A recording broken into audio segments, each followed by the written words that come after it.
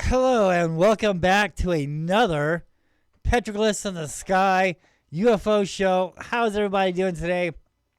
How do you like the new show? Look, crazy, isn't it? So yeah, we've been tinkering around with the studio here, and we got this great banner going on, and we're in this circle now, and yeah, so it's looking pretty good. Thank you guys for tuning in, and isn't this great? Just love the whole new look and the Phoenix lights, petroglyphs in the sky, and it's awesome. Just a great artwork. And yeah, so over here to the left, of the bottom of your left screen, you see those red arrows. No, that's not for you to be playing video games while you're watching the show. Okay. Now, these are arrows on which I can move these arrows around. And when I'm talking about petroglyphs, I can actually point to the glyphs that I'm talking about because during these live shows, I don't have a cursor or anything else like that to point out specific things on the petroglyph panels. And so we have these red arrows now, and I can move it around, and I can, talk about and show things a little bit better. Okay, thank you guys so much for tuning in. We got a great show for you tonight. Boy, there is this UAP, unidentified aerial UAP, I think they call them now, which is a lot better, I think, than UFOs. Because, UFOs, for so long, we associate UFOs with like crafts and spaceships and stuff. And I really think that, when the government first, came out with this is their new report now. They call it UAPs, unidentified aerial phenomenon, which is pretty good, man. Pretty good. I like that term, UAPs, because, what I believe what we're seeing in the skies are like living beings, living creatures. So many times over the last, 20 years, studying these creatures in the sky, I just learned that these things weren't technology, that they were actually living creatures, living organisms. I don't know about organisms. I don't think they have, like guts and blood and stuff like that. So I guess technically it wouldn't be an organism, but another life form, another entity, if you will. And, the Indians, they call them spirits. And I can understand why, because, when they come in and out of our world, so to speak, you can actually see through them, especially when they're going down on South Mountain in Phoenix, Arizona, the source of where these Phoenix lights and all these UFOs are hanging around is South Mountain in Phoenix, Arizona. And when they're coming in and out of the mountain, yes, ladies and gentlemen, they do come in and out of the mountain. Now, the Native Americans say they're going down into the underworld. On a scientific analysis, they are going down into the fault line energy, because South Mountain and the existing mountains around Phoenix, Arizona, were created by fault lines. And this is the reason why Phoenix, Arizona is such a hotbed to see these UAPs or UFOs or Phoenix lights and things like that, is because of the mountains and the energy that creates during the times of the seasons. And so, yeah, we have this incredible UAP that I'm going to show to you tonight. I think it was filmed back in 2017, and I believe it was in Italy. Don't mistake me on that, but I really think I think it was Italy. But this thing is crazy, man. You can clearly tell that this thing is not a craft. This thing is alive. This is a creature, and it even looks like there's a creature inside of a creature, and that's kind of interesting too, because studying the petroglyphs out here on South Mountain for 20 years, and talking with the Native Americans out here, and actually having a shaman teach me the petroglyphs on South Mountain, I saw a lot of petroglyphs depicting these, for instance, like barbell formations, these barbell carvings, and there's a man inside this barbell, and he's kind of looking out a window. Now, this is interesting too because a lot of people would think, oh well, this man is in a spaceship and he's looking out a window. Well, what if this creature, is actually coming down and absorbing this man, and he's making it, he's making a window for himself as he's taking this man up into the sky. So a lot of misunderstanding about things like this when it comes to spaceships and technology and these entities and UAPs and things like that. And we'll probably go over that a little bit in the show. If not, there's many shows earlier on my past shows that I talk about and that I show. And so yeah, that's pretty crazy. So a lot of people, think that, spaceships, they see these orbs and these lights in the sky are crafts, because that's basically all that, the public is, understanding, is aware of, is crafts. Because for the last, give or take 80 or 90 years, they have been talking about flying saucers and little green men from Alpha Centauri and things like this. But there really hasn't been any, scientific proof on this. There's a lot of, hearsay, or there's a lot of people selling books on their experiences, but no, conclusive hard facts. And that's basically what my show is all about. I dig into the nitty gritty, and, I present facts, not stuff that's hearsay, stuff that I've looked into personally, that I've personally witnessed in the sky.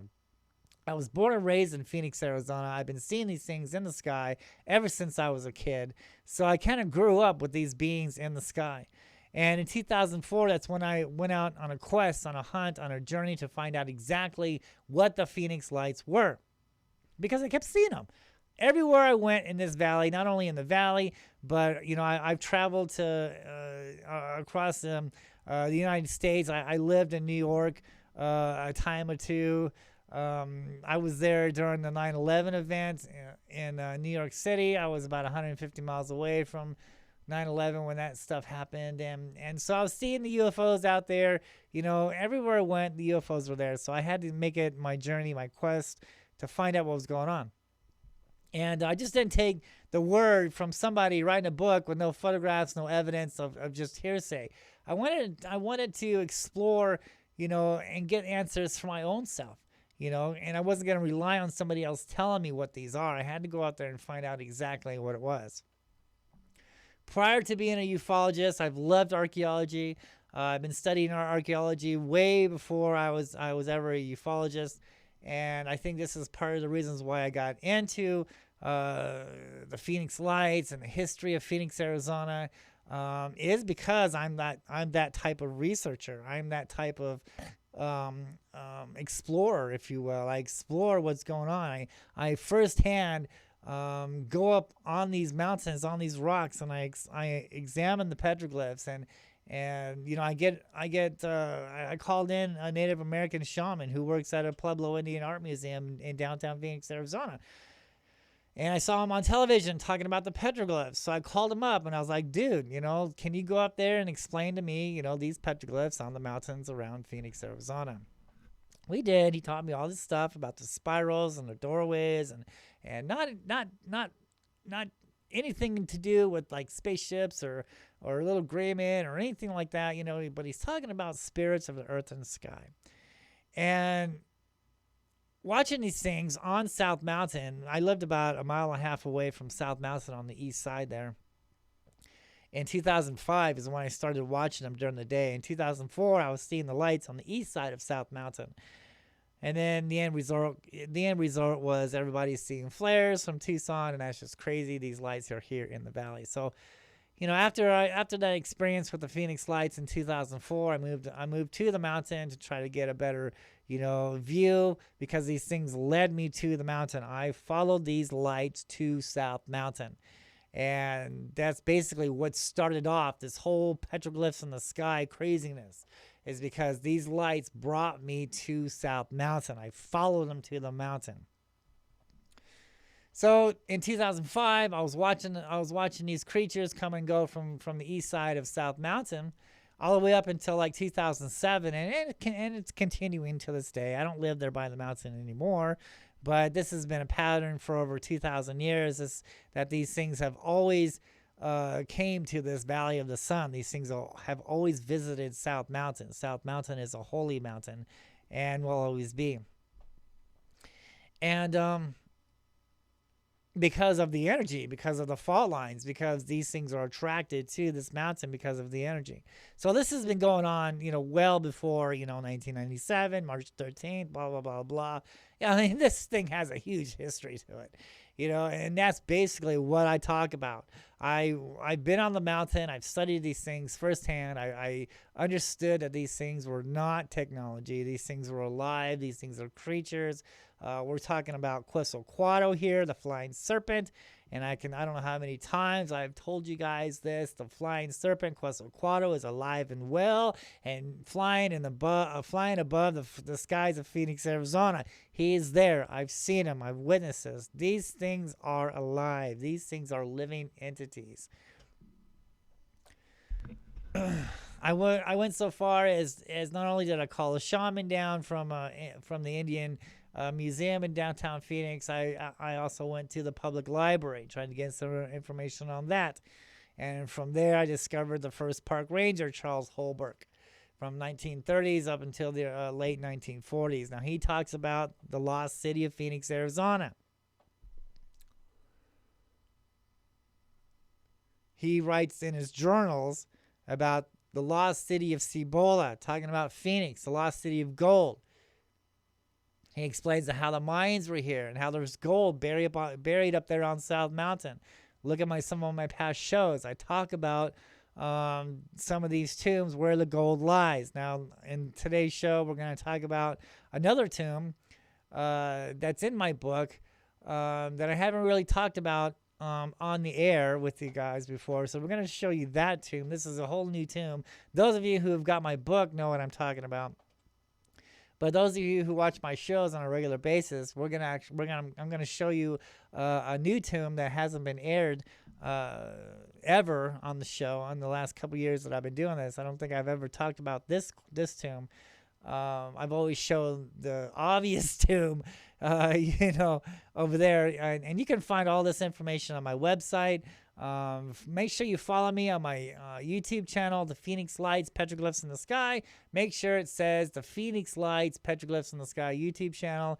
There's a lot of people out there pretending they're me and they're taking credit for my work, and that's not it. Make sure it says The Phoenix Lights, Petroglyphs in the Sky. Subscribe. All the videos there are links to my website. There you can see the tomb that I'm talking about. You can get information from Charles Holbrook. All that information about Charles is on there. And you can see on how he talks about the lost city of gold, and how the Mayans and the Hohokam Indians buried these gold and artifacts and special significant items in these tombs before they were taken away and before they left. And Charles Holbrook says that the gold inside these tombs is as high as the tallest saguaro cactus and as round as the sun. That's a lot of gold. Okay, so there's a lot of tombs up there on South Mountain. I believe I've only found like maybe 4 or 5 tombs up there. And this is the reason why the government made South Mountain a government park. Why would you make that mountain a government park and not, the White Tank Mountains, just west of the valley? Or the Superstition Mountains. Why didn't you make that one? Or Camelback Mountain, or North Mountain. Why South Mountain? How come not the rest of these?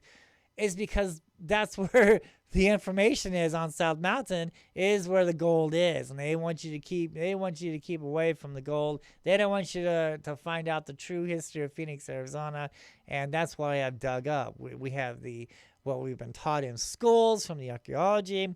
Then we have the facts, and this is what I bring to you in my shows and my book, is the facts that I have uncovered over the last 15 to 17 years of research of South Mountain, of Phoenix, Arizona, being out there on the mountain, watching the skies above Phoenix from all over the valley, whether it's Glendale, Mesa, right there on the south side of Phoenix, Arizona, on the east side of Phoenix. I've been all over okay, witnessing these things in the sky. I know the hot spots. I know the dry spots. I know when they're going to be there, when they're not going to be there. I understood the sun pattern during the equinox and the solstice and the energy fault lines on the mountain. So I discovered all this stuff from first-hand basis. Nobody told me any of this. I had to learn everything from scratch, and this is what I did. And, when I was first going into this, I was understanding, I was misled by everybody else saying a craft went over Phoenix, Arizona, March 13, 1997. But when I really look into this, I don't see any evidence, no proof of this. Okay, all we find evidence of is lights on the west side of Phoenix, Arizona. And a lot of hearsay of a craft going over Phoenix. And, like I said before, if something doesn't make sense, it can't be credible. I'm sorry. If thousands of witness saw this craft going 8 miles an hour, a mile-wide V-shaped craft going over the city of Phoenix, and nobody can pick up a camera, nobody can pick up, anything to document this. But yet we have 4 people filming lights on the far west of the valley now, not going over the city, but far west of Phoenix, Arizona, and they're filming lights. All right, now why couldn't the same people film a craft going over Phoenix? So, I took all that in consideration. So I'm thinking I'm crafts, right? Spaceships, Alpha Centauri, aliens living in people's closets, right? Until I actually firsthand experienced it. I went up on the mountains. I've talked to the Indians. I understand the petroglyphs. I went to the library. I discovered the first park ranger, Charles Holbrook. And in his writings, in his son's book, also talks about the tombs and the Mayans. And the archaeologist wants us to believe that the Hohokam people simply migrated somewhere else. They lived in Phoenix for 1,000 years, and all of a sudden they disappeared. The archaeologist says, well, it got too hot, they moved on. Okay, where did they go? We can't find any evidence of where they went. But the oral tradition, the petroglyphs on the mountains, is a written record, is a photograph record of what everyday life was in the Valley of the Sun when the Hohokam and the Mayans were here. And also a photographic record on where they went. Now, does it show them packing their bags and moving on? No, it shows them leaving everything behind and simply vanishing, gone, vanishing, taken away by these things in the sky, whether it's the Phoenix Lights, whether it's Quetzalcoatl, whether it's the orbs, the flying diamonds, all this crazy stuff. That is what we're dealing with in the skies today. That's what you and I are seeing. The Hohokam people saw it. The Mayans saw it.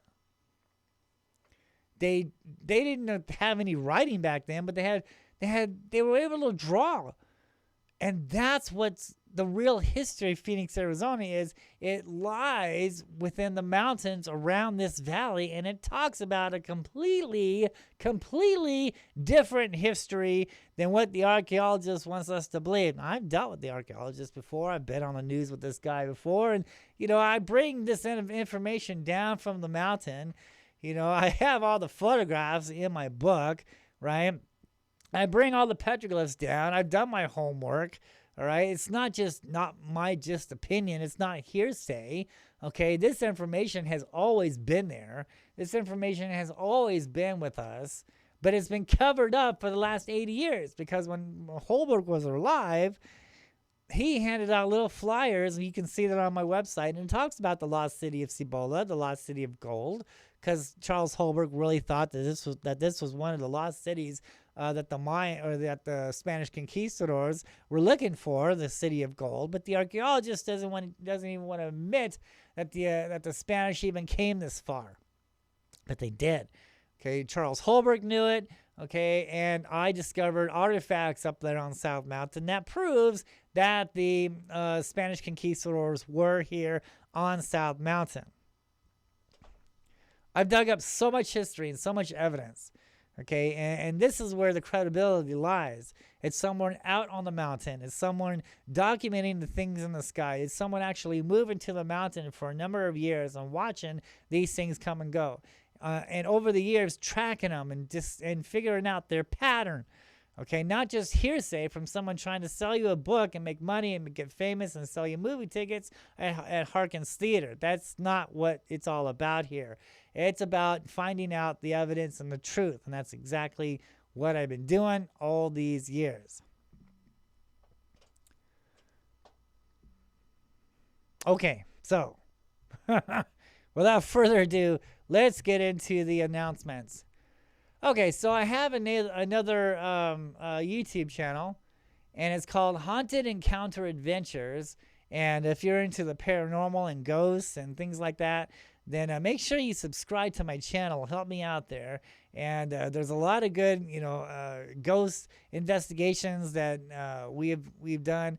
And so yeah, Haunted Encounter Adventures. Make sure you check out this new YouTube page.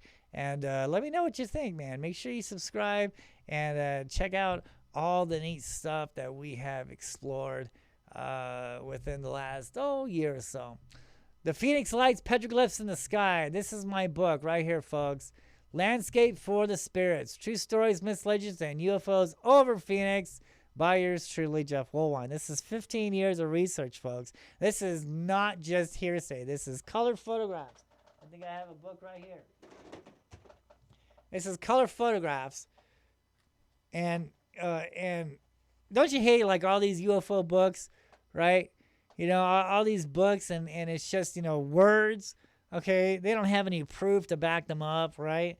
But this book is just full of photographs. Okay, full of evidence. 15 years of hiking South Mountain, understanding South Mountain, digging up the history of Phoenix, Arizona, and it's not just hearsay, okay? It's credible evidence, and this just isn't like a regular UFO book. This is more of a history book of the lost history of Phoenix, Arizona. This goes into how to understand the petroglyphs, because I learned from the Native Americans how to understand the petroglyphs. It talks about how to see these things in the sky, how to track these UFOs, these UAPs in the sky. And no, I'm not making any money off of this. So I haven't made any dimes off the cable shows that I've done. The History Channel. I've done cable shows with True TV, Jaime Maussan. I've been on tons of news reports, and I do radio shows, and so I'm not making any money out of this. All right, so I told the publishers to give my proceeds of the book to the foster kids in Phoenix, Arizona. Whether they are doing that, I have no idea. But I know for a fact that I'm not making any money off this book. It's not there to make money off of. That's not what I'm all about. I'm about giving this credible information about what the Phoenix Lights is, how the Phoenix Lights is a part of Phoenix, Arizona's history to you. I bring this information down from the mountain, just like Moses bringing these commandments down from the mountain. I'm bringing these scrolls, these sacred photographs, this sacred information down from the mountain into your hands. If you cannot get to South Mountain on your own to explore all the stuff that I discovered out there, I bring the information to you through my book. Now, this, like I said before, it's not hearsay. This is proven facts. The Phoenix Lights, Petroglyphs in the Sky, Landscape for the Spirits. You can find it on eBay, Barnes & Noble, find it on ebooks, things like that. And so yeah, this is a neat little book, and lots of secret information in there that no one else has known about for the last 80 years. All right, and now it's time to bring that information forward. Okay, Vulture City Paracon Part 2 coming live at you guys out there in Wickenburg, Arizona. All right, so I'll be out there doing a ghost hunt. I'll have my equipment out there doing a ghost hunt, and also I'll be doing a lecture out there talking about the Phoenix Lights, talking about the history of Phoenix, Arizona, and first time ever doing a UFO hunt, UFO skywatch out there in Wickenburg, Arizona at Vulture City Mines. Make sure you get your tickets quick, because the VIP tickets, I think, is already sold out. All right, so this is coming in on October 8th, 9th, and 10th. So make sure you get your tickets soon. It's sponsored by Jay and Marie Yates. Great people. Contact them for your tickets. Find them on Facebook, Jay and Marie Yates, or contact Vulture City Mines in Wickenburg, Arizona, for full details. And there's tons of great speakers going to be there, great vendors. And just come on out and let's have a great time. Let's talk about ghosts. Let's do a meet and greet. Bring your books down. I'll be doing autographs down there. Let's do a first time ever Skywatch and Vulture City Mines. Now, James has been contacting me a lot recently and saying that he's seeing lights out there. They're getting UFO activity out there. And why is that? Well, I did a little bit of history, a little bit of ground research on that. And I discovered that, Vulture City, Wickenburg is sitting on a fault line. So, yeah, that's one of the reasons why Wickenburg and Vulture City is a hotbed for UFOs also is because of that energy, because of that fault line. So, yeah, so come on out. Let's hope that we see a UFO, and let's do a meet and greet. Can't wait to see you guys out there. It's coming up in October. And let's do a meet and greet. Let's do some sky watching. Let's do some ghost hunting. It's going to be a great, great time. Come on out and let's see you. All right. Okay, so here we go. Let's get this show on the road. Okay, so this petroglyph here is on South Mountain. All right. Now, a lot of understanding of these petroglyphs, you have to look at the whole landscape. Now here is a deer, okay? Now look at the antlers here. You see the antlers? Let's examine these antlers for a minute. And there we got a UFO orb right there. You see that orb right there? But this deer, look at the antlers here, okay? Now when you step back from this petroglyph and you look at the background, you'll see that those antlers are actually trails on the mountain behind where this petroglyph is carved at. So basically, this deer is a map. And all these lines here are trails. You can see the trails on the backside of the mountain behind this petroglyph. When you look at the hill, it's clearly a trail. So that's one way to understand these petroglyphs is, you have to look at the whole landscape to understand what the artist is trying to tell you. And this petroglyph here, he's talking about the trails, the sacred trails, to the next story, to the next petroglyphs. So, for instance, sometimes when you see a coyote and he's looking off that direction, you want to follow that coyote because he knows where he's going. He's telling you the next spot, to the next location, to the next story, or to a possible tomb, or to a possible doorway, emergence point for these spirits to come and go from the mountains. Spirits of the earth and sky, a.k.a. Phoenix Lights. Okay. Now, in this glyph here, this is on one of the tombs out there. And you can clearly see on how this glyph is laying down. See how he's laying down there? And his arms are face down also. Now, normally, these arms, normally he would be standing up, and the arms would be in the appeasement pose, meaning upwards. Okay? Upwards. But here we have a petroglyph of a man or a possible lizard man laying down on a tomb, carved on a tomb here. He's laying down. His arms are down, representing death. Okay, and that's how you know this is a symbol for death. And who knows what's inside this tomb? It could be this lizard man, because in part of my other shows, I talk about the rest of the petroglyphs that's carved on that tomb. And it shows a shaman bringing this dead being, this dead person, if you will, this dead entity, I don't know what it is, into this tomb, right? And then the giants, or somebody huge and big, powerful, covered that tomb up. And you can't get in there. And that's why they made, South Mountain of Government Park because of petroglyphs like this and the tombs and the gold that's buried up there. And you go up there and start digging stuff around, you're going to get in serious trouble.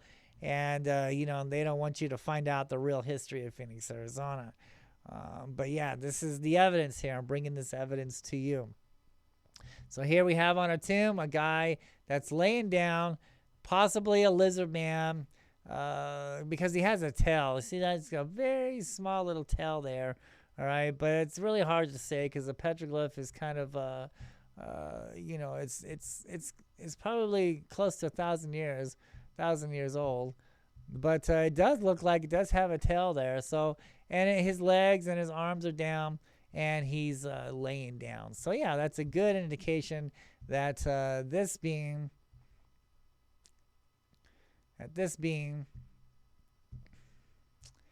is dead, and that's exactly what's buried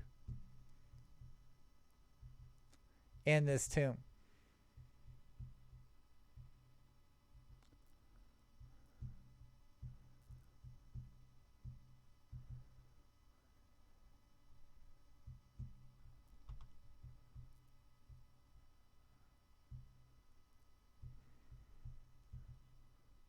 Now, here is a famous sighting, March 13th, 1997.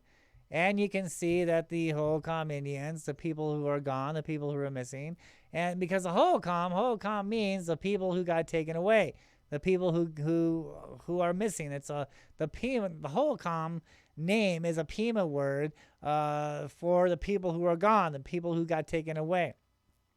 The Pima and the Tohono O'odham tribe consider themselves ancestors to the Hohokam.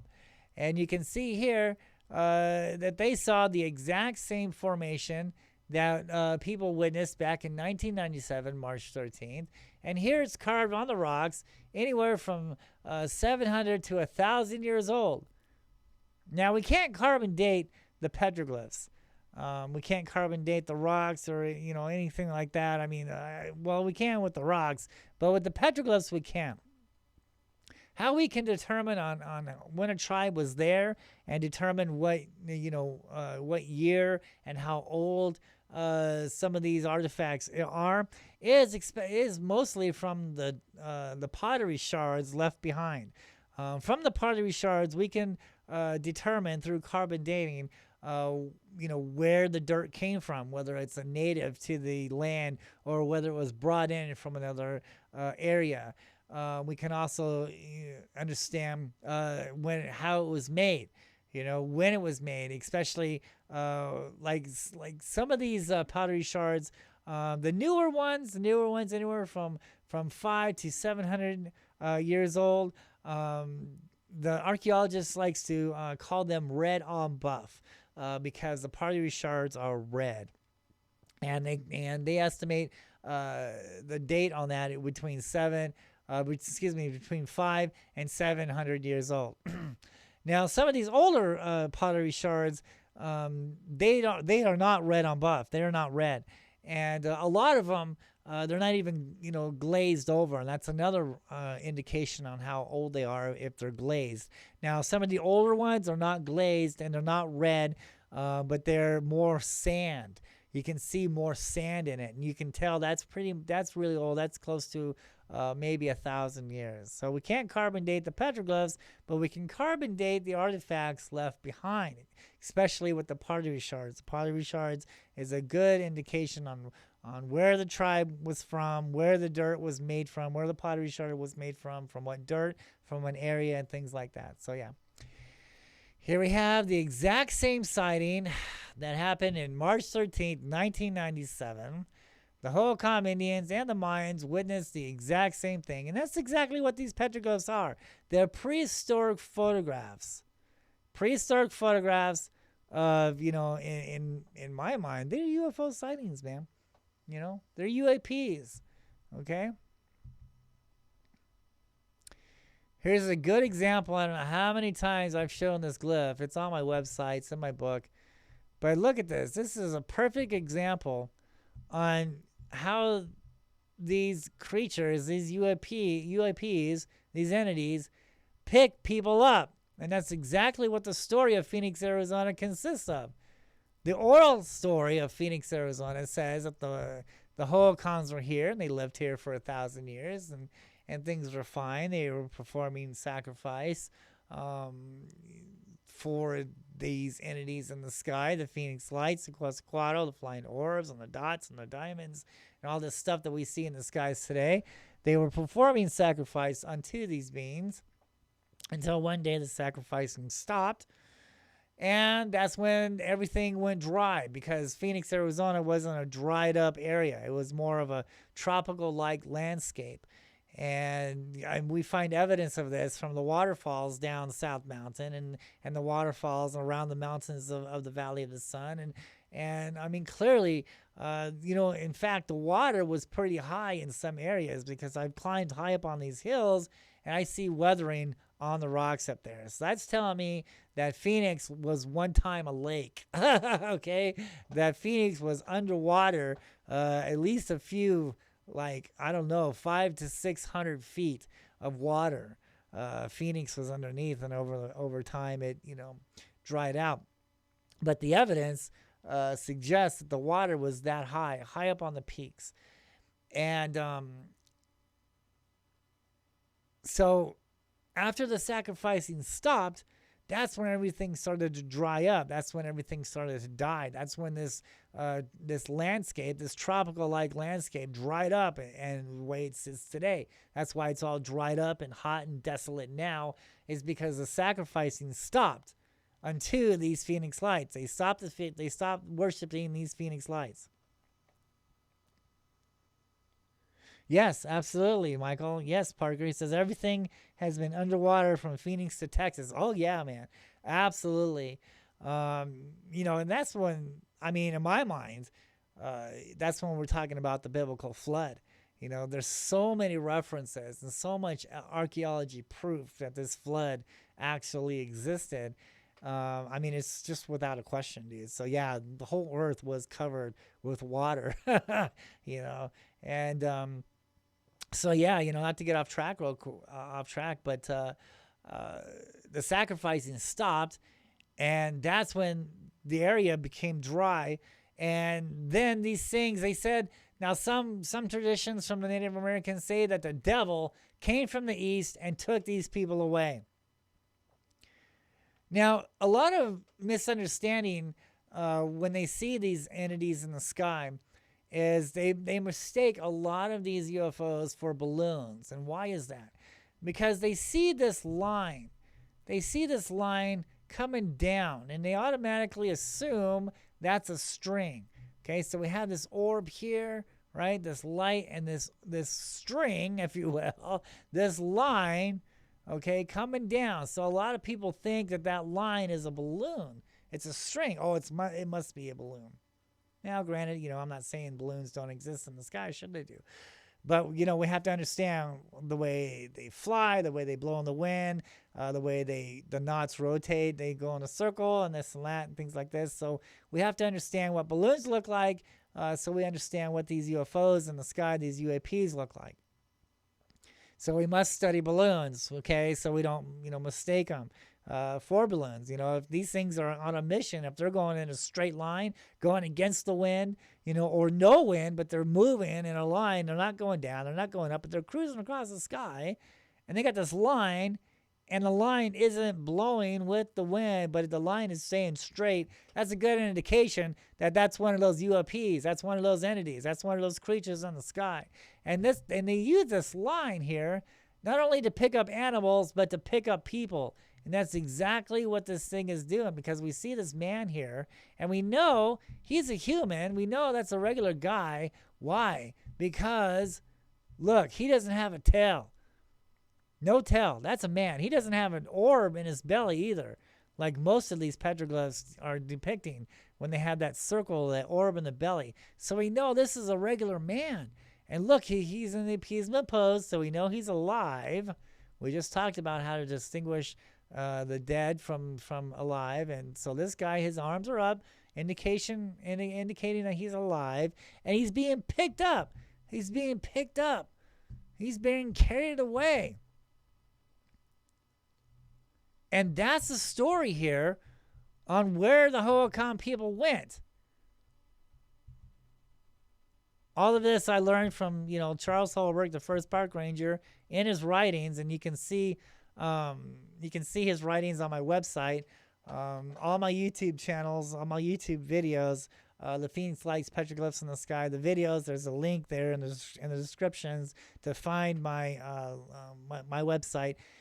And there it talks about Charles Holbrook, and it gives it this little flyer, okay? On that flyer, it talks about the lost city of gold. It talks about how the Hohokam people were taken away.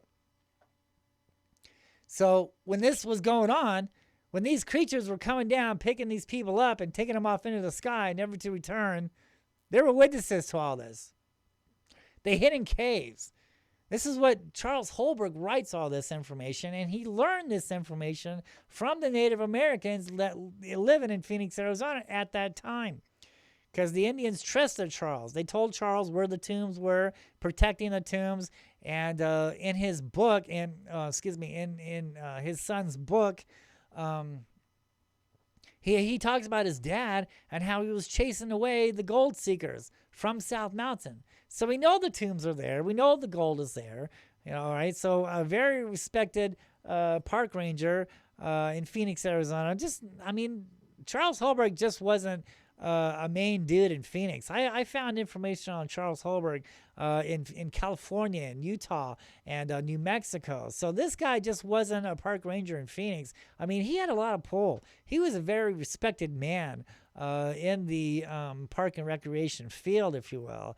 And so it's not just one guy, all right? So he's a very respected man. And why would he write this in his journals? Talking about the gold, talking about the tombs, talking about the sacrificing that went on this mountain. I found the altars up there on South Mountain. I found the tombs. I verified everything in that story, the lost city of Cibola. I verified everything to that, what Charles Holbrook is talking about. Even down to the point where, look at the photographs here. Look at this prehistoric photograph of this light, this Phoenix light, this orb has this line coming down and taking this guy up into the sky, right? And when all that was going on, these people, some of them, they hid in the caves. And when it was all over with, they came and they ran to their leaders and they said, "Why did you stop the sacrifice? You upsetted the gods. Look what they've done to our land. They took our people away. Why did you do this? Why did you stop the sacrifice? Everything is dead here now." And the leaders knew that it was wrong to stop the sacrifice, so they committed suicide on the sacrificing altar tables. And then the existing people knew that it was wrong to live in this land. They cursed the Valley of the Sun. They cursed this valley now known as Phoenix, Arizona, formerly known as Mount Zapoa. The mountain of mercy, South Mountain, mountain of mercy, Mount Zapoa. They called this mountain. They cursed this land. They said whoever was going to continue to live in this valley eventually was going to have to go back to the war with these spirits of the earth and sky. So they buried all their gold and all their idols and all their significant tools and weapons and things like that in these caves. And they vowed never to come back to this valley again. They cursed this valley. And they went back to their homeland, and Mexico was their journey home. That's the writings from Charles Holbrook. Now, why would a respected park ranger write in his journals and hand out flyers? Because, I do tours on South Mountain and I talk about the petroglyphs, and that's exactly what Charles Holbrook did. But he kind of went a little far. He showed people where the tombs were, and, so people going up there digging out the tombs, and Charles Holbrook, chasing people off the mountain because of the gold, things like that. I think in my next show, I'll talk about Charles Holbrook's lookout on how he was up there on one of the peaks, chasing people away, looking for the gold seekers.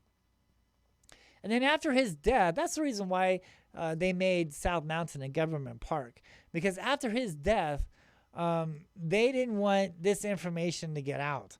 They wanted to stop this information. They wanted to suppress how the gold was up there, how the mines was up here, how these spirits of the earth and sky, aka Phoenix Lights, actually took away the Hohokam people. They don't want this. They don't want this information to be out no more. So after his death in the late 1940s, they buried all this information. They tucked it away in a folder in the Phoenix Library, and it's been sitting there for the last 80 years.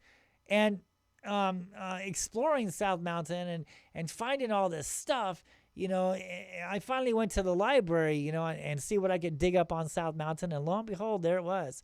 All this information, you can find it on my website, was sitting there, for the last 80 years. It hasn't been talked about. But verified, everything that I was finding the first year, I'm up there on South Mountain. I'm finding the tombs. I'm finding the sacrificing altars.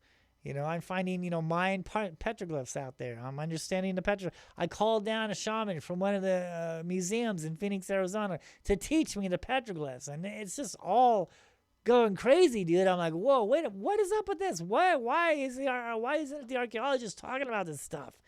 It's because they don't want people going up there and digging it up, discovering the gold, changing, rewriting Phoenix, Arizona's history the way we know it today. They're buried. They covered up this information. And this is the only place that we're going to find the true history of Phoenix, Arizona, is right here on the Phoenix Lights, Petroglyphs in the Sky show.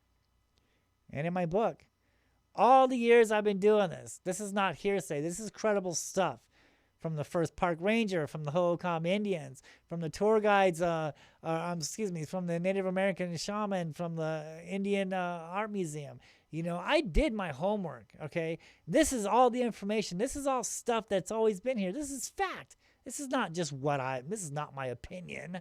This is proven fact. And this is what it's saying about the Phoenix Lights.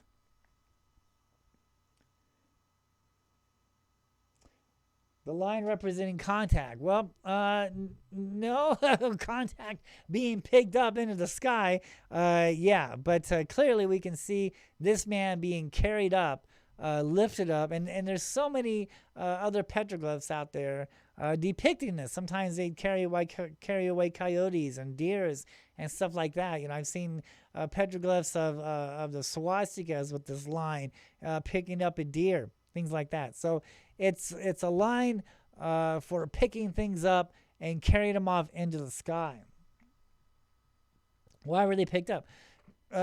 Because they were because the sacrificing had stopped. No reason we haven't found an explanation on why the Hohokam people disappeared. The archaeologist wants us to believe, they've simply migrated somewhere else. But the oral tradition and the facts on the mountain and all the proof is talking about how these creatures, these Phoenix Lights, pick these people up. Now, the oral tradition says, the story says that they got taken away because the sacrificing had stopped. Because they were sacrificing human beings, people, shedding blood down the altars, just like in Mexico with the Mayans and the Aztec. There was sacrifice in there, the hearts being torn out, things like that, and the bodies being rolled down the pyramids. It's exactly the same stuff that was going on here in Phoenix. I mean, after all, look, back in the day, part of Arizona was a part of Mexico. So sure, the Mayans were here, and what if the Hohokam Indians were the Mayans? Some people would even think that the Hohokam Indians were maybe the Anunnaki, things like that. So we'll get into that maybe a little bit later, but some of my other shows, I do talk about the Anunnaki and how it is relevant to these petroglyphs that we find on South Mountain, on the mountains around Phoenix. So after the sacrificing stopped, and nobody knows why, that's when everything dried up. That's when Phoenix, Arizona became a desolate, dried up land, a desert. Because the blood was stopped being spilled down the rocks of this holy mountain. So it upset the Phoenix Lights. There's a lot of things, a lot of studies that I have encountered, that I discovered that, these things, these creatures in the sky, they feel that we're noisy. We're a noisy animal. They don't like the noise. And I think that's one of the reasons why when people start to go to war with each other, I mean, look at like World War II, these airplanes, these airplanes that were following these Foo Fighters in the sky, these red orbs, the Phoenix Lights, whatever, these lights in the sky, they're following these lights, during World War II. And I think it's because of all the noise, and they feel that these entities, these phoenix lights, these creatures, they feel that mankind is very noisy, very loud, and it disturbs them. They don't like that. And but that that's one thing that I found out later. But the story of Phoenix says that when the sacrificing stopped, that's when these entities came from the east and took these people away.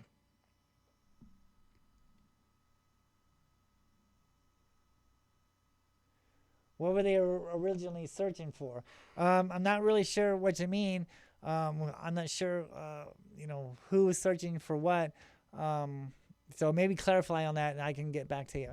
But yeah, so that's exactly what happened to the Hohokam people. Hohokam people are the people who got taken away, the people who are missing.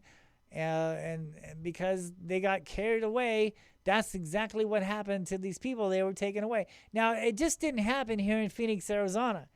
This explanation goes on around the earth when there was a tribal of humans, a race of humans, a tribe that ruled their land for like thousands of years, and all of a sudden they disappeared.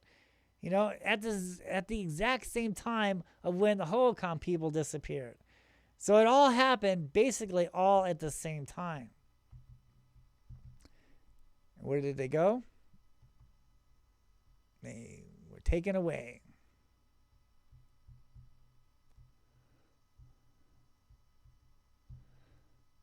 Okay, so it looks like my background disappeared. So, excuse me for 1 second.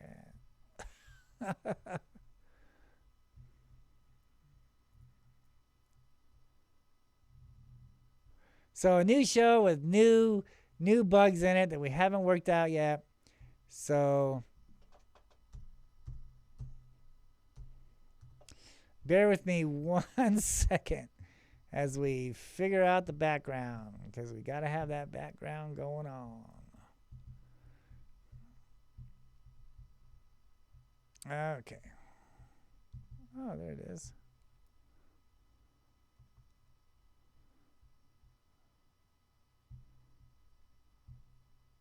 Okay. Okay, there we go. Okay. All right, so what were they originally sacrificing for? So a lot of scholars and a lot of archaeologists say that because they would be sacrificing during the equinox, during the solstice and things like that, because of the tracking of the sun. So they wanted to make sure not only to please these beings, these creatures in the sky, the Phoenix Lights, but also to make sure that the sun would keep rotating in the sky, so they would live, so they would, be able to plant their crops and things like that. So it was a combination of both. They wanted to make sure that the sun would keep rising in the sky, and it was also sacrificing to these creatures as a type of, worship, and that's exactly what these beings want. They want us to worship them. Once again, that's the reason why they're not making any contact with us now, is because we don't need them. Look at Earth's history, especially from the Indians' point of view. They say that we're in so many worlds, right? And each time a new world comes into existence, these creatures from the earth and sky are there to help mankind out, to teach them how to survive. That's exactly what had happened with the Hohokams. The Hohokam Indians followed these lights to South Mountain in Phoenix, Arizona. And they didn't know how to live here. So these beings came down from the heavens, up from the sand world, and they taught these people how to survive. The Hopis say that they learned how to weave their baskets from Spider-Woman weaving her web in the sky. That's how the Hopis learned how to weave their baskets. That's one of the reference points here. That's one of the examples. So they taught these people the secret incantations, the secret ways in which mankind was not meant to understand. There's a lot of evidence saying that back in the day that mankind actually reached the moon. They had technology to reach the moon. All right, was it alien technology? No, it was these beings, these creatures. that taught the people how to reach the heavens, how to make their own spaceship. Because look at the Mayan uh, tomb out there in Mexico. Okay, the moon pyramid. Look at the moon pyramid. That's the top of the sarcophagus lid shows. I'm sure you know what I'm talking about. Shows a Mayan in a spaceship. He's got his oxygen mask on or whatever, and his foot's on a lever, and there's fire coming down from the ship, and his hands on a device on a lever. So yeah, he is going to the heavens. Is it showing an alien being? Is it showing a bug-eyed creature? No, it's showing a man, a Mayan or an Aztec man reaching the heavens. I believe that they went to the moon. And where did they learn these things from? From these beings of the earth and sky. Now, these things are not from another planet. This is their planet also. They were cast down. They are here. This is like their prison. This world is their world too. And they are here to deceive mankind. They want man to worship them as gods. This is why this is why they're not making contact with us now. Is because we don't need them. They are waiting because they know that this world is about to end. That's why so many of them are coming out now. They're coming down or they're coming up from their prison. The gate has been unlocked. For the last 80 years, these things have been coming up, and more and more and more and more is coming. And that's why, finally the government's, trying to admit, yeah, okay, everybody's seeing them, That's why, because there's so many here now. They're getting ready for this new world to begin. Because once this new world begins, that's when mankind will need these beings again once more, like at the time in the beginning. So it will be in the time in the end. These beings will be here for man to worship them as gods once before, and to sacrifice, and these things are going to be clearing up the air, cleaning up the water. I mean, it's like it's like the book of Revelations. That's exactly what we are looking at here. It's not a metaphor. The dragon coming up out of the sea, that's not a metaphor for a submarine coming up out of the water. No, they're talking about a real dragon, dude. They're talking about Quetzalcoatl, the creatures. That's a whole another story there.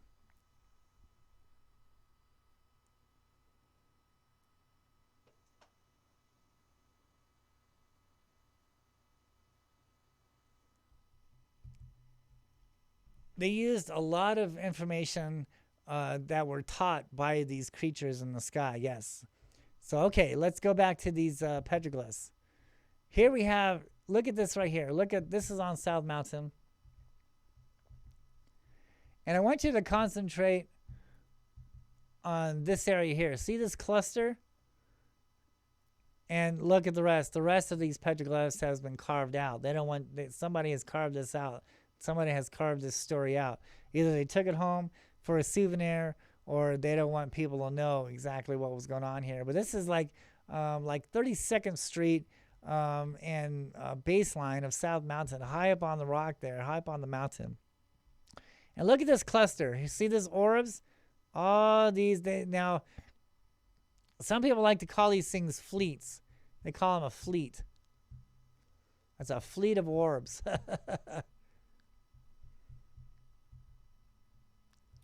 All right, so let's leave that there for a minute.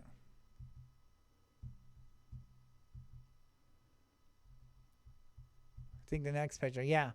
So look at this here. Now, this is something that occurred in Nuremberg, Germany. All right, this is a sketch.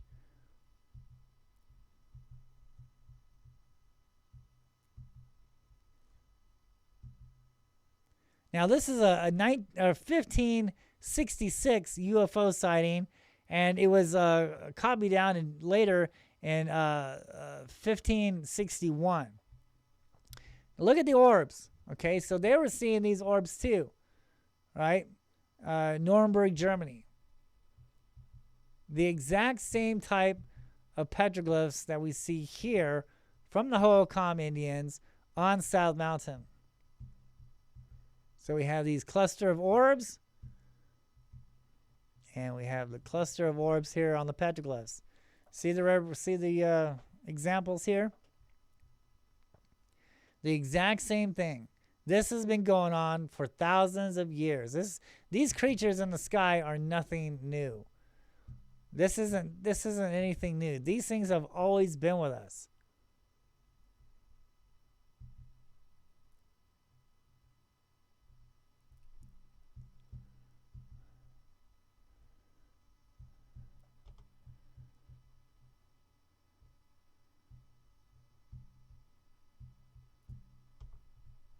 So we have the petroglyphs that were carved about 1,000 years ago, and then we have even older reference of these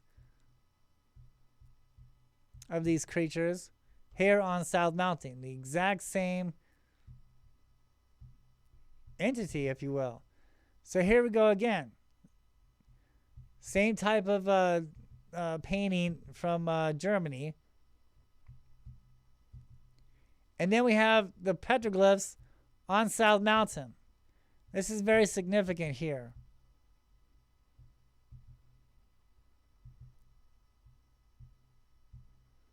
Here we have a type of jumping jack. And then we have the exact same one over here, along with all these other orbs and scrolls and things like that. The exact same creatures were seen back then. Now, during 9/11, I was living in New York during 9/11, and I was about 150 miles away from Ground Zero when the towers fell. And there was a no-fly zone.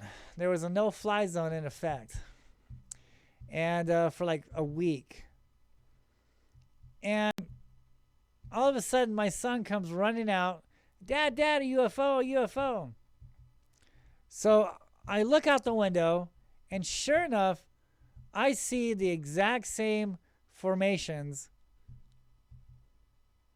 the exact same thing that we see here going over our heads, about, I don't know, a few hundred feet up.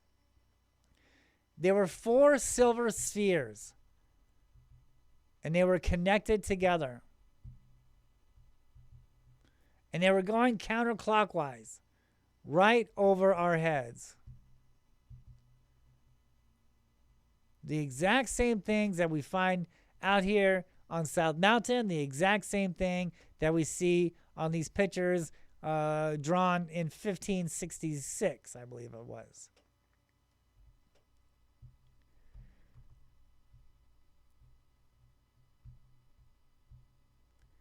And as these jacks went over our heads, over the apartments, it was heading towards a park. And then I looked ahead, something caught my eye ahead, and it was another silver orb, and it had this white tail on it and a red tip. And it was moving towards the jacks. It was going to merge with the jacks. Now the jacks went over, and I lost them in the trees along with this orb. And then in 2005, I'm up there on South Mountain, and I see the exact same petroglyph that I saw in New York go over our heads.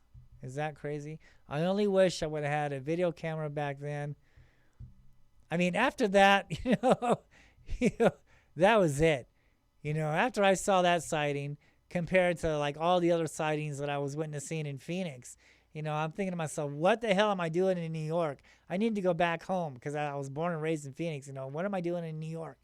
I need to get my ass back to Phoenix and actually go on a hunt.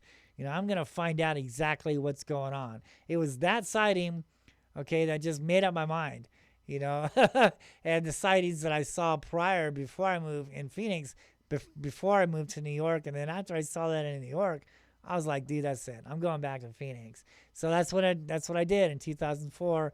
I went back and I made a hunt on a quest to find out exactly what was going on in our city.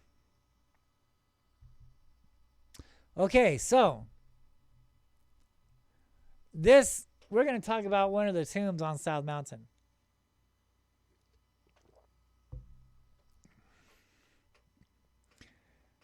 So before I get started, I want to give you a little story. This is in my book. A good hiking buddy of mine, Jason, we used to hike South Mountain all the time and explore together all the time.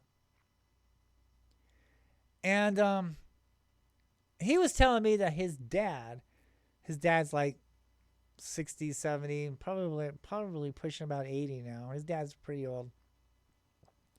He says his dad, when he was a kid, used to play hide and seek up on South Mountain. And he said that he was playing in this dried up wash, and there was a tree right there. And he went behind the tree, and there was a big hole on the side of the canyon, because there's like you can see it right there on the photograph. There's like this canyon wall right there, right? The dried up wash is right there, and there's a big tree. You can see the tree right there. There's a tree. Here's a dried up wash.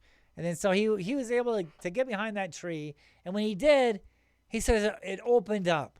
It was like a cave. And he went down into that cave, and there were carved out steps. He says he went down into the steps, and all along the walls were chains and Spanish conquistadors' helmets and breastplates. He said he went down in deeper and opened, and it came up to this huge chamber, and this light coming down from the top of the ceiling, projecting on the floor, lighting up the chamber. From there, he saw other helmets and breastplates all along the wall. He says he got scared, and he got the hell out of Dodge. He left. And he had forgotten he had forgotten about the place. He had forgotten how to get back there. This and that.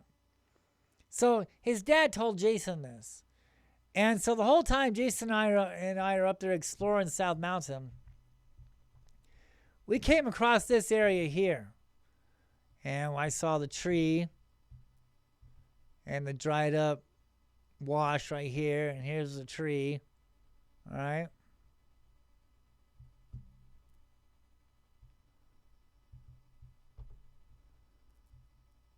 So I went and checked that out a little bit further. Now we can see, here's another photograph of it. We can see the wash here. There's a dried up wash, just like what his dad explained. And then here's the tree. And then look what's behind the tree. Look at that. There's an opening there.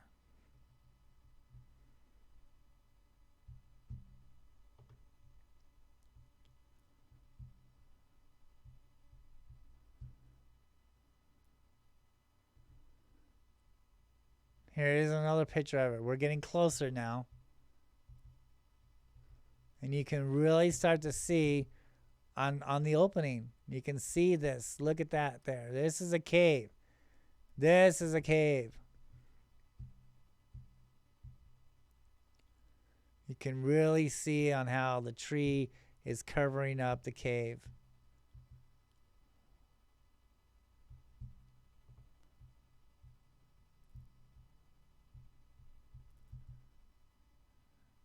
There's another picture of it, and that arrow is showing the opening.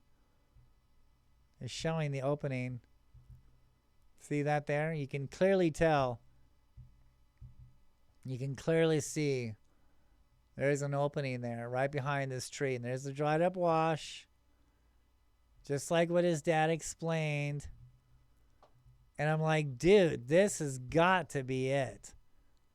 This has to be it. This has to be. And it wasn't that far either, because, you know, when kids are playing on South Mountain, they're not going to go high up on the mountain. They're going to stay pretty much on the bottom, of the ground.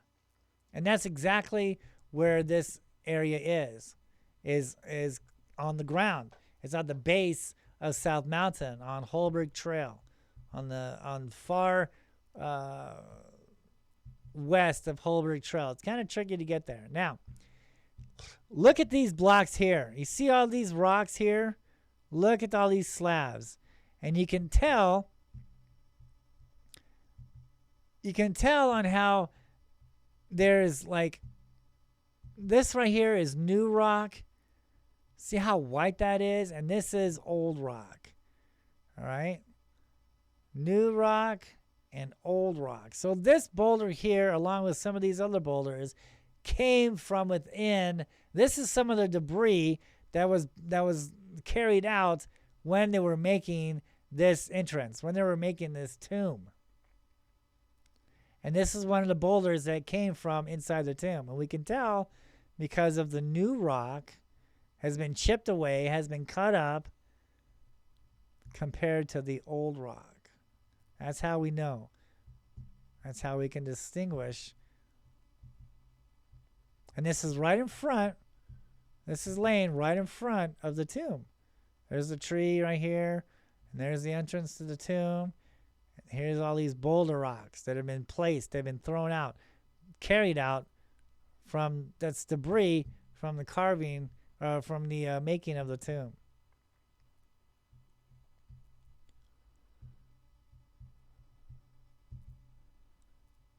Now, on the left side of this are these strange markings. Look at this. And this is not Hohokam. These markings are not Hohokam markings. This looks to me like a type of possible language.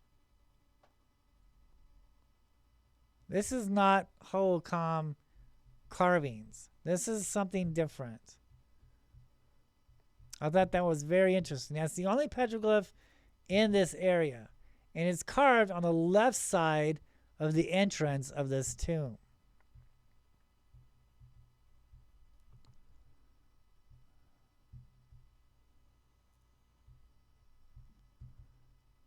This is looking inside the tomb now. We're inside the entrance. We're behind the tree. And when you look closely, let me move this up more. When you look closely, you can see all the cut marks, all the chisel marks. See that there? You can really see on how they cut this out. Look at that. Look at those lines right there and right there.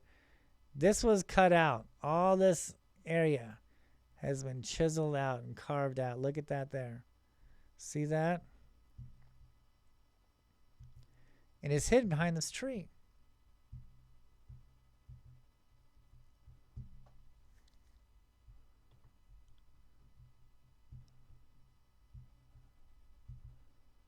Here's another photograph of inside the hole behind the tree. You can really see that now. And you can tell it's an old tree. That tree's been sitting there for, I don't know how long, but it's been there for a while. At least 80 years, ever since, Jason's dad was here. And we can examine it again. We can take a look at the top and we can distinguish how all these cut marks, these chisel marks, look at that there. See that? You can really see the chisel. You can see on how they were chiseling, they were cutting all this away. You can really see the lines there. Look at that. See that there? That's how you know that these things, this was carved out. This is a man-made cave.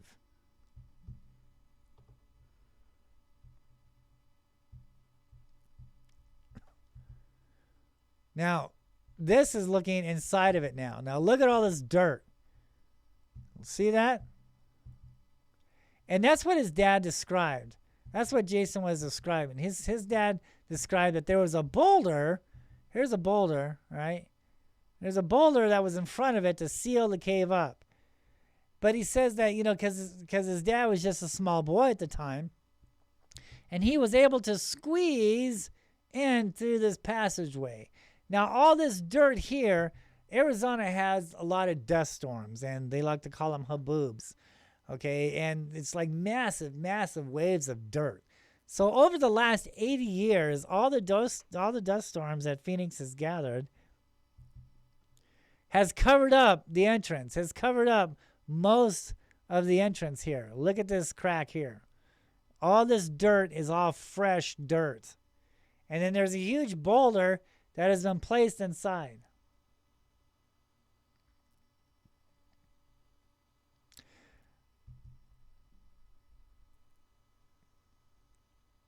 Michael wants to know, have I ever entered any of the tombs? I've gotten close, because we can't go in there and dig them up. All right, so hopefully, maybe in my lifetime, somebody will actually have the balls to go over there and discover the tombs, that I'm showing here, have found the tombs, and actually start digging them up. See, I'm just a messenger. Okay, I'm going to bring this information to you. Okay, so if I go in there, I can't really say, look, because it's a government park, I can't go in there and dig stuff up and then tell people, look what I found, because I'll go to prison. All right? And so I'm just bringing the information here. I'm leaving everything the way it is. I'm taking photographs. I'm presenting the evidence for the next person to come around and say, look, Jeff says there's a tomb here. Let's investigate it. Let's check it out. All right, so I'm not going to get in trouble. All right, that's why they made South Mountain a government park, because they don't want you to go into these tombs like the one here and discover the breastplates and the Spanish conquistador helmets that are here, supposedly in this tomb here. I believe this tomb was once a Mayan tomb, okay, or a Holcomb tomb, and then the Spanish used this tomb. They took the corpse and whatever that was in this tomb, and they used it for their own selves. Somewhere along the way, there must have been a great leader that died on South Mountain, and they used this tomb to bury him on. And that's the reason why now there are Spanish breastplates along this wall with helmets and chains, because the Spanish took the Hohokam or the Mayan stuff that was in the tomb, probably a lot of gold. So they used that gold. They took the gold and they put their significant man in there, a person of significant importance in there. I'll dig it up. Go out there and check it out, brother. I'm waiting for somebody to go and actually do this. I'm bringing the information to you, so now it's up to you to go out there and do it. I'm not telling you to do it. You didn't hear that from me. But, I think eventually we need to open up at least one tomb. Okay, come on, guys. We know they're out there. All right, look at the evidence. Look at the proof. So we need to go to ASU College down there and talk to these amateur archaeologists and have them go out there and excavate at least one tomb. All right, because part of the legend says that the Phoenix Lights, the lights are actually guarding the tombs on South Mountain, because they're waiting for the Mayans to return and claim all the gold for this next world to come into play, and they're going to use the same gold that they used back 1,000 years ago, and the gold and the all the artifacts that's in there. They're going to reuse it again once mankind needs these beings to survive. So basically, the story says the Phoenix Lights and the Quetzalcoatl and the orbs and the diamonds and all these UFOs, the UAPs that we see in the skies above Phoenix now, are actually guarding these tombs for the Mayans to come back and reclaim the gold. But I think we need to open up at least one tomb. That will verify more evidence of where we came from, because this just isn't this history. This is our history, all right? This is mankind's history. We need to know. This stuff has been covered up for 80 years, all right? So we need to open up at least one tomb.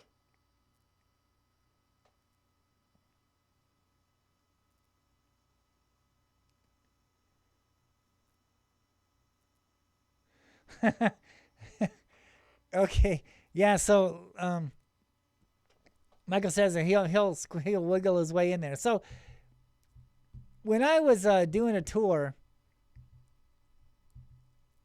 let me see what this next picture is. Okay, when I was doing a tour on South Mountain, I took this family up there, and I'm showing them this tomb, okay, and we're talking about it, all right. And this 10-year-old little boy was with us. And I had a flashlight with me, and I was like, dude, because, I can't squeeze back in there. And I said, if your parents are okay, can you climb up on that boulder? Because there's a boulder in front of this, in front of the opening. And now the little crack is there, and it's all covered up, right? Dirt. So I asked the little boy, here's a flashlight. Climb up on that boulder and look and see what you can see. because you're small enough, you know? Because that was about the size of Jason's dad when he was out there playing and he found he found the artifacts inside the tomb because he was able to squeeze through that opening. So he did. He climbed up on that boulder like a champ, used that flashlight, and was telling me, yeah, there's an opening, but it's all covered up with dirt. I was like, damn, really? I was like, man, you did it. You verified that beyond this boulder is another opening, is a doorway. You just verified it. You did it, brother. I was so proud of that kid. I should have had him go back there and take photographs, but he had a hard enough time with the flashlight, carrying the flashlight up there, up on that boulder, looking down in there, that I didn't want him to drop the camera or anything. But he told me, he's like, yeah, there's an opening behind that boulder, but it's covered up with dirt. So yeah, that just verified Jason's story. It verified everything that we discovered out there. So yeah, there is something there. There's a tomb there, and it's on Holbrook Trail. It's just west of Holbrook Trail. You're gonna have to get off the trail a little bit and go down that wash. Find the wash. When you do, follow it, and you'll bump into it. You will see. First, you'll see an altar. There's an altar there, oriented towards the east. Beyond that altar is the tomb.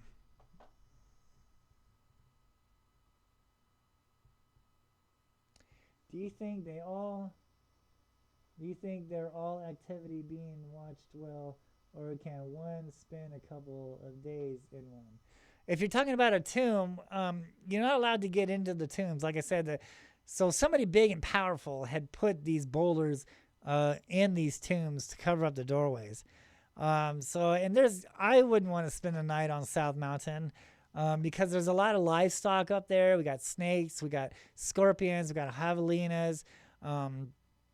We have a lot of coyotes up there. And so, yeah, it's not safe. You're not allowed to camp up there also. If the park and recreation people found you up there camping or spending the night, you get a ticket or a fine or go to jail.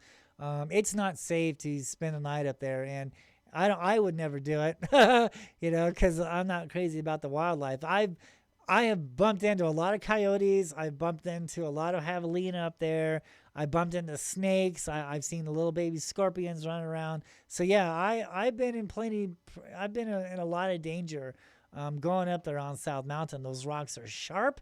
The rocks are very sharp, like glass. If you fall and fall on one of the rocks and one of the boulders, it will cut you. I have found that out many times. I've slipped and fell, and it cut me up pretty good. It's very dangerous. That mountain is very dangerous. A lot of stuff could actually kill you.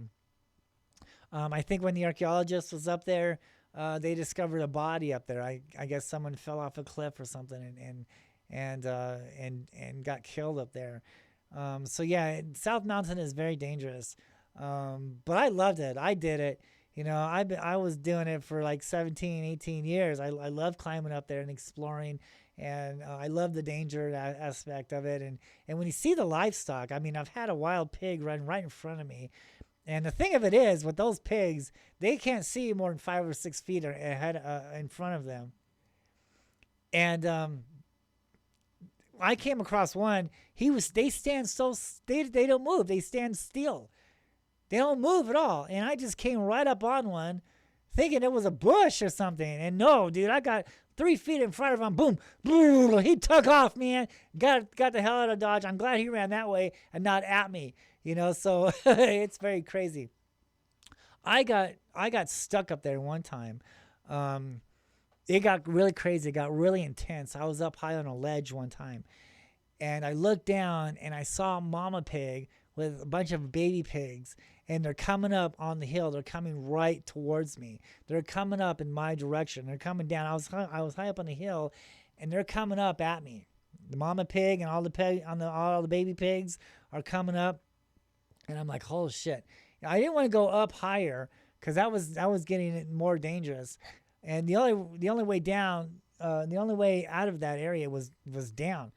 And I heard another pig on the other side of the rock where I was at, on the other side of the boulder, because I'm standing in front of a boulder, and the pigs are coming up on this trail up this way. And then beyond this is a pig, another pig, probably the daddy pig, on the other side of the boulder. I heard him snarling up there. And I thought maybe if I threw a rock, because I didn't want to go down. I didn't want. I've already climbed up there. All right. I knew the pigs, and you don't want to mess with mama and their baby pigs. That's just the bad news, dude. So I didn't want to go down, and I didn't want to go up because that's more climbing up higher in the deeper territory. I wanted to go right, but that's where Daddy Pig was. So I thought maybe if I threw a rock, I would scare Daddy Pig and make him go down or make him go somewhere else. So I threw the rock over the boulder to try to scare him. And what did that do? That scared a coyote. There was a coyote there too that I didn't know about. Now that pissed him off. He's all yelping at me. Yelp, yelp, yelp, yelp, yelp. Oh my God. And then the pig started snarling. Oh my God, dude. That was it. I'm gone. I'm out of here, dude. Mama Pig's almost up on me with their piglets. Daddy Pig's over here, and now I pissed off a coyote. Okay, now it's time to go, dude. So I just hightailed it down. It was very treacherous, very steep, but I wanted to get the hell out of Dodge because I knew I was in danger.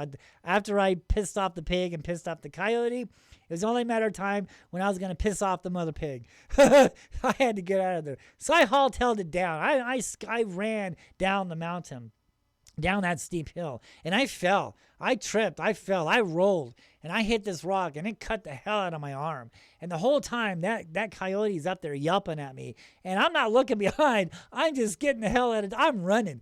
I want to get out of danger. I knew I was in a big shit. I had to get out of there. I ran down that mountain so fast, not looking behind me. But I swear to God, it sounded like that coyote was right on my heels. Yup, yup, yup, yup, yup. Because it echoed. It echoed in the canyon. So it sounded louder than what it was. And I thought for sure that coyote's running after me, dude. I fell. I rolled. I cut my arm. I eventually got down off the mountain. I looked back up, and that's when Mama Pig was up there joining with Daddy Pig. And I never did see the coyote, but I sure did hear him, So it is very dangerous on South Mountain. I wouldn't recommend spending the night up there. And if you're going to hike the trails, you're going to get off the trails and explore like I do, be careful. Let people know where you're at. That's one of the things that I didn't. When my son went to school, that's when I went up on the mountain and explored, and I didn't tell anybody where I was. So I could have got killed. I could have died, and nobody would have known where I was, and my son wouldn't have known where his daddy was.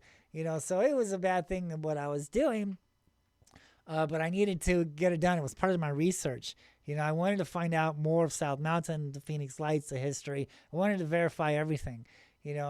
And so I spent a lot of times, running into rattlesnakes, and so yeah, it's very dangerous up there, and just be careful when you're hiking.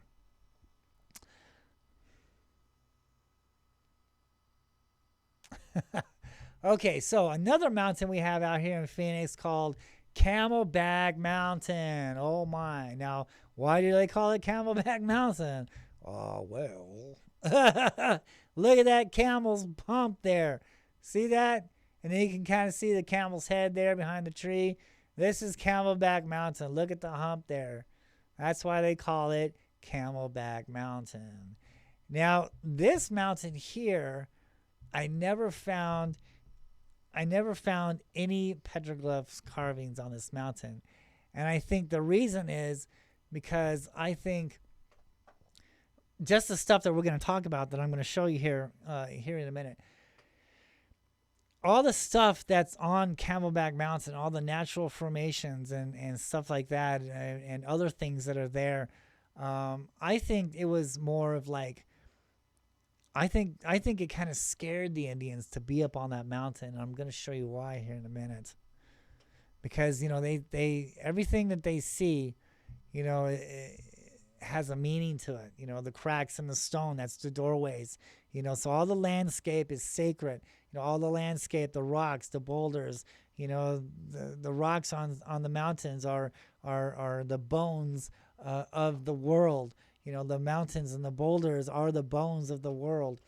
And, so when they see something and it triggers them, I think I might have gotten ahead of myself here. Okay. Then it kind of makes them kind of eerie about stepping foot on this mountain here, because I didn't find any evidence of them living there. Um, I might have found some evidence of cowboys being up there, and some old campfires and things like that, but I didn't really see any Indian evidence of the Indians being there. Now, this is on South Mountain, or South Mountain. This is on Camelback Mountain. Okay, so I'm exploring. I'm walking through Camelback Mountain. That's a real neat picture there. Okay. And then I noticed this when I get closer. Now look at this here. Isn't this interesting? Now when you look closely, you can see steps. You see the steps going up here? And look at this here. Look at this rock here, out in the middle of nowhere. High up on the hill of Camelback Mountain, we find steps, giant steps, leading up to maybe an altar or some kind of table. But look how big that is, right? That would be something that a giant would either sit on, or maybe have his dinner on, or maybe eat human consumption. Okay, because that's the story of these giants, and there were giants here in Phoenix, Arizona. I'm going to show you one here in a minute on Camelback Mountain. But look at this. Look at the stairs going up to this altar or this table. That's suit for a giant. I mean, look at that. Is that crazy or what? That is real cool. That is neat. That's high up in the canyon on Camelback Mountain.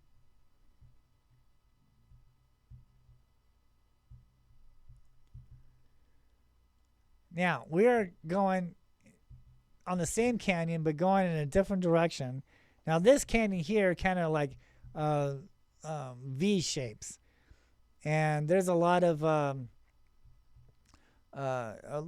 people who like to scale these rocks. There's been a lot of accidents, people trying to climb up these rocks, the sides of these rocks here, and especially like on the other side of this canyon. Not so much this canyon, but mostly on the other side. There's a rappel rope there, and a lot of gear for people to practice rappelling off mountains, mostly on the backside, but this is on the other side, and this is like this valley canyon here.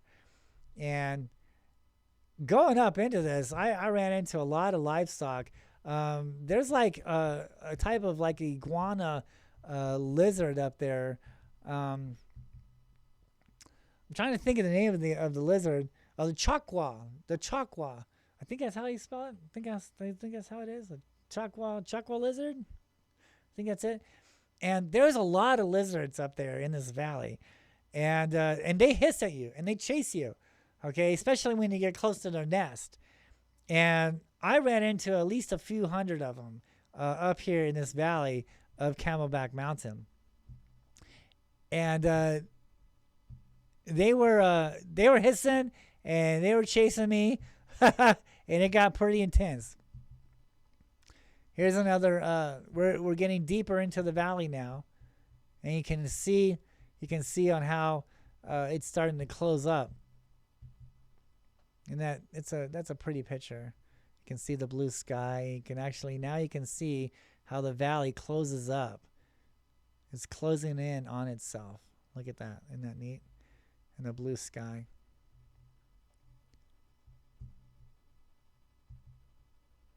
And the lizards. I mean, these things are huge, man. And they bite. They got teeth in them. So I really had to be careful to go around their nest. And there's boulders there and stuff like that. Okay, and look at this. This is looking out from the canyon. We're in the canyon now. And look at that. Isn't that a great shot? We're high up on Camelback. We're in the valley. And right behind me is a bunch of lizards. And they're hissing and yelling at me. Okay, so I'm just watching my step, and I'm taking this photograph here. Isn't that a great photograph? It is so pretty up there on these mountains. See, that's one of the advantages, of exploring South Mountain and exploring the mountains around Phoenix is the views that you get, and the history. Because when you're up there, you can actually feel, the history, and you can actually become one with nature, and it's all worth it when you're up there exploring. So it's really great, and you get some fantastic views. So, in the back of this canyon, we are getting close to the end of the canyon here. All right, we saw what it looks like up top. Now this is on the bottom. Now look at this here. Look at this cave. Look at that. You see that entrance there? We're getting closer. We're getting closer to the back of this valley canyon. All right. That's what it looks like when you're walking up on it. Now here, we're right on it. Now this is about as close as I got, because look at what's up there on the right. You see that? That is an active beehive. Okay? And there's a lot of people that get stung full of bees and actually got killed by these bees from high up on the rocks up there because of this beehive here. This is an active beehive. Now look at this here. This is like a cave or an entrance. In my book, I put the entrance is open, and John actually goes inside this cave, and he finds a chamber under Skull Rock, and we're gonna show you Skull Rock here in just a minute. I believe it's the next picture, but in my book, John explores this cave, and there's all kinds of gold and everything else that's in Camelback Mountain. And that right there, if you can get close to it, is one of the openings to a tomb, to a chamber. Now, I'm sure most of it now has been covered up and closed off. But you can clearly see on how one time, I mean, look how it's been cut. Look at that. That is an entrance. That is an entrance to a cave. And the government puts stuff there to deter people away from these tombs, like beehives and bee boxes and stuff like that. It's a perfect defense of keeping people out of what's finding there, out of what's there, because the government purposely puts these bees in places around the mountains, in certain spots of the mountains, to keep people away from finding out the truth, from keeping people away from these tombs. That is one of the defenses there. Now, in front, here is Camelback Mountain. This is seen from the parking lot area. Now look at this mountain. Look at Skull Rock. And that's me. That's little old me right there. I'm on top of Skull Rock on Camelback Mountain. Now in my book, I put a tomb, a big gold opening tomb, under that rock, under Skull Rock. Look how big it is compared to me. Look at the size of this boulder, of this formation. And this is the reason why I think that the Indians pretty much stayed away from Camelback Mountain, not only because of the giant altar that's up there, but look at the skull on that. That would be kind of scary or taboo to the Indians. Chuckwalla, yes, thank you, Pam. And the eyes and the nose, and the head, and everything about this mountain is spooky in its own right. And I think the Indians, because I didn't find any evidence of the Indians living there, or any petroglyphs or anything like that, I felt that it was mostly, kind of taboo.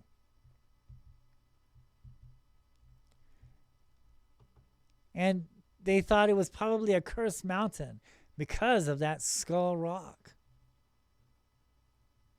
You're not going to find this information anywhere else, people, but here. Now, looking from the parking lot, you can see Skull Rock.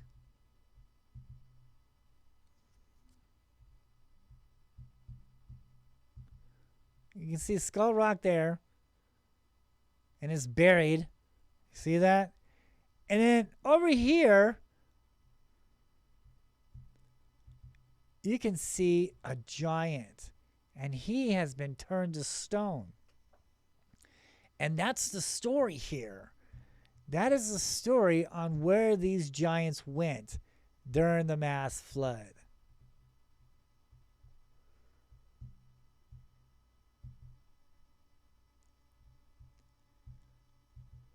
Especially when it comes to the Superstition Mountains. Now, a lot of these people are thinking that, the superstition is, they're all looking for the Lost Dutchman's gold mine. But according to the Indians, that mountain is more holy and more sacred than a Lost Dutchman's gold mine.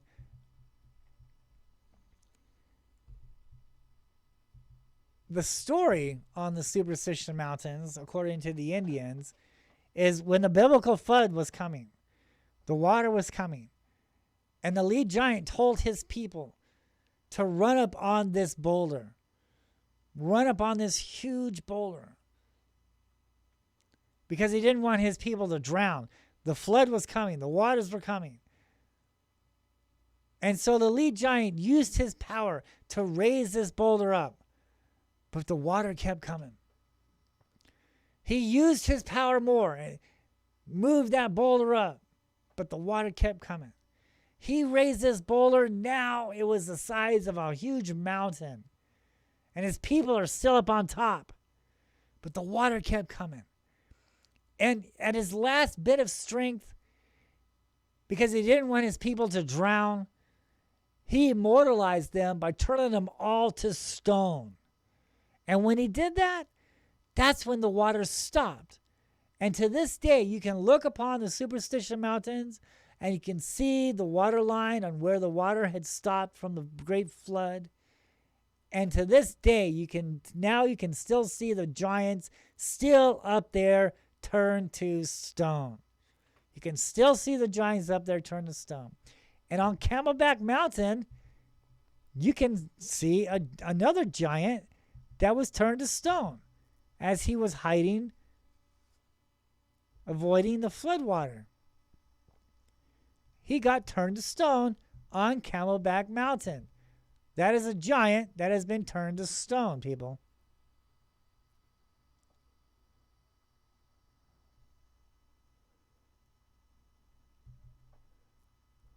That is a story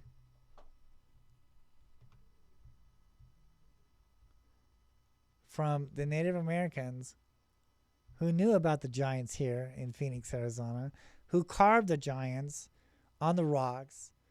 The evidence of giants, and on some of my past shows, I talk about these giants up there on the mountains of South Mountain in Phoenix.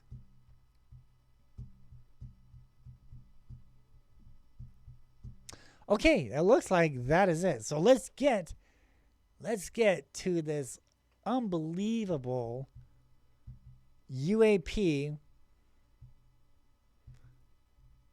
This is going to blow your mind away. This is going to be crazy. Let's take a look at this here. This was filmed in 2017.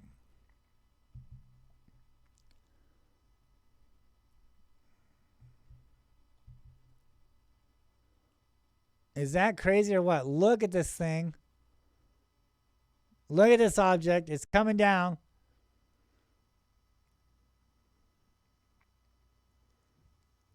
Now, this is incredible.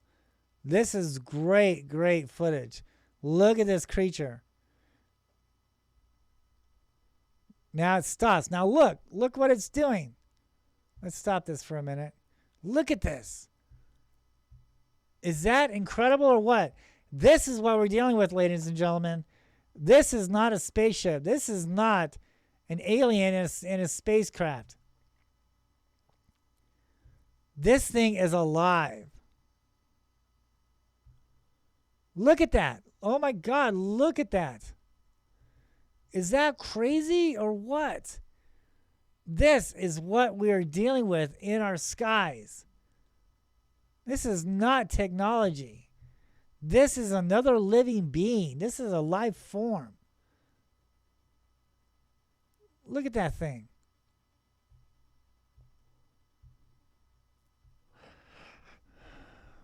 That is just insanely crazy.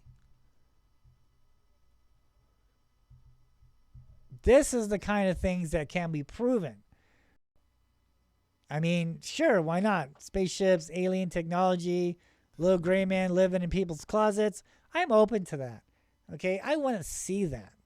All right. I have seen some things, don't get me wrong. I have seen some things that could resemble a spaceship, like the jacks that I mentioned earlier. I've seen a black triangle in the sky over South Mountain, things like that, right? But just because it looks like a craft doesn't necessarily mean that it is. I think the evidence suggests that these things are living beings, living entities, than anything else in our skies that can be proven. We have to look at the evidence. We have to examine what we can prove. We cannot go on hearsay. We have to look at what we see for our own eyes. We can't look at CGI videos. We can't look at CGI photographs. We can't read books and novels about things, people are saying, it's a spaceship with no evidence.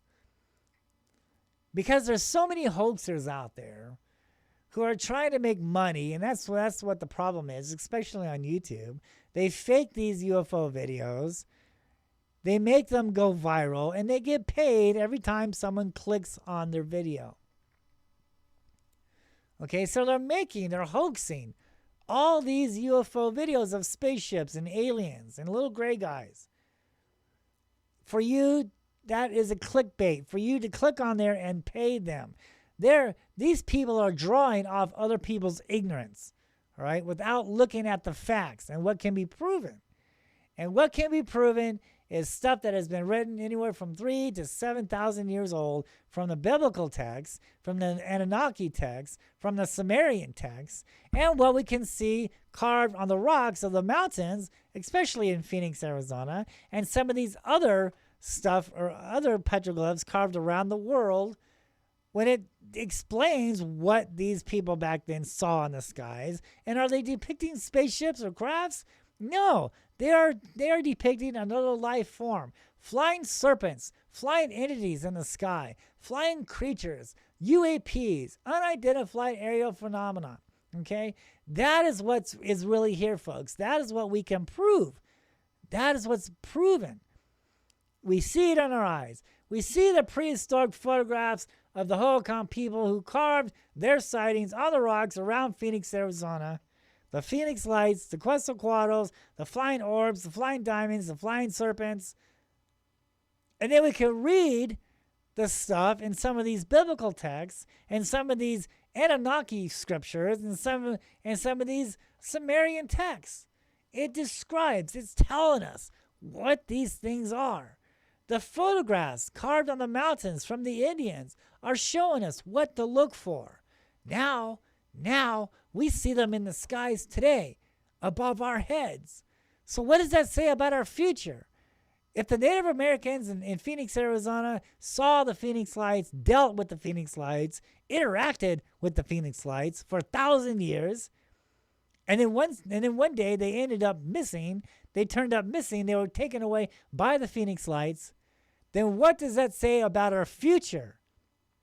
What does that say about our future? Because we see the Phoenix Lights now in our skies. We see the flying diamonds. We see the flying orbs. We see all these creatures now in our skies, and more is coming. And so what does that say about our future? Are we going to end up like the Hohokams and disappear? Are we going to be taken away by these creatures from the earth and sky? Is 1 Thessalonians when it says We will be caught up in the clouds. The preachers call this a type of rapture. Is that what they're talking about? These creatures, these beings, coming down and taking people away up into the skies? That is why there will never be disclosure. They will never tell you exactly what's going on. Because they know, the government knows what's going on. They know the history of these beings. They know what's here. But they're not going to tell us. They're not going to tell us the history of it. We have to explore on our own. We have to find out information on our own. And this is how we do it. We go up on the mountains. We explore the petroglyphs. We understand the history of the earth. We understand the carvings from what the ancient ones are telling us, from what the ancient ones are writing in their scriptures, on their scrolls. We have to verify. We have to look at the clues that has been left behind.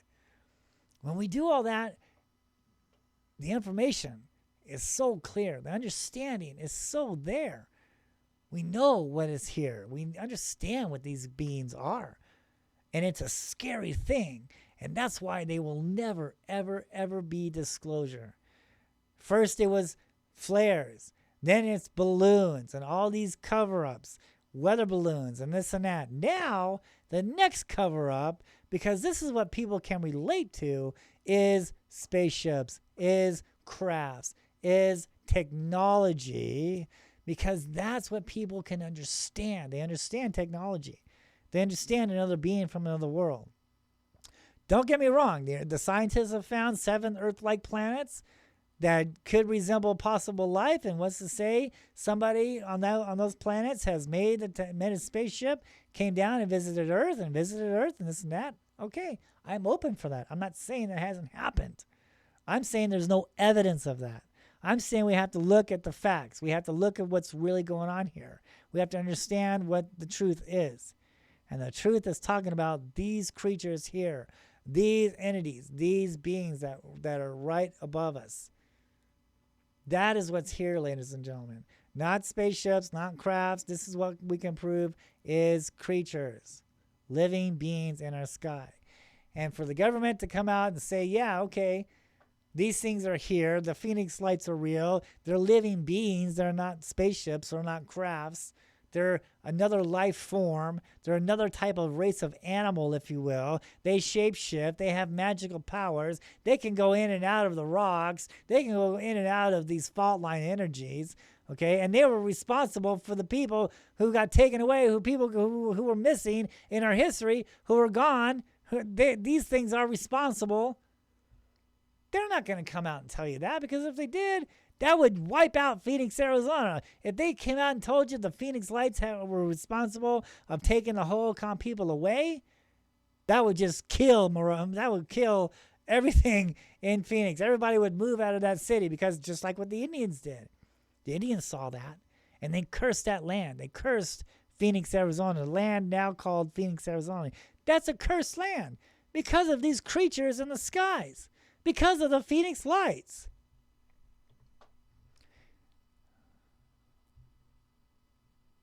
Ponder on that for a minute.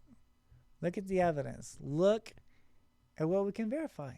Not what hearsay and people trying to sell you books and movie tickets and stuff like that. But let's look at the evidence here. Let's examine the facts. Don't take somebody's word for it. Hell, don't even take my word for it.